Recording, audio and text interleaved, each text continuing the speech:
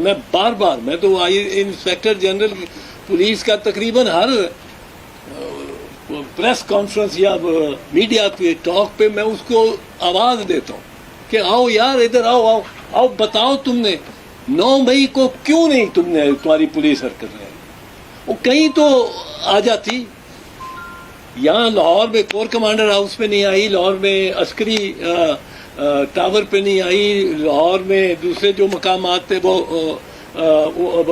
یہ پنڈی میں GHQ کے پہ نہیں آئی, فیصل آباد میں ISI کے دفتر پہ نہیں آئی, پشاور میں نہیں آئی جب وہ آگ لگا رہے تھے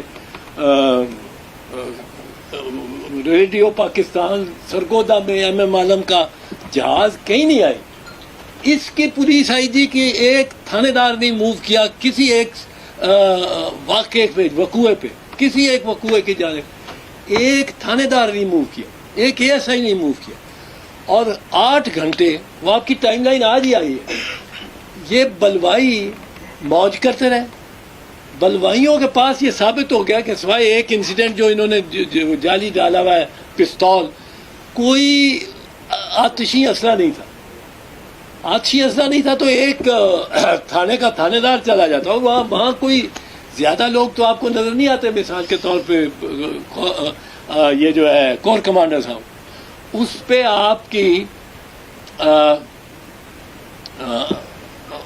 اس ہاؤس کو کوئی 150-200 سپاہی نارمل ٹائم میں اس کے پیرے پہ ہوتا ہے. وہ پورا ایک کمپنی ہے اس کو.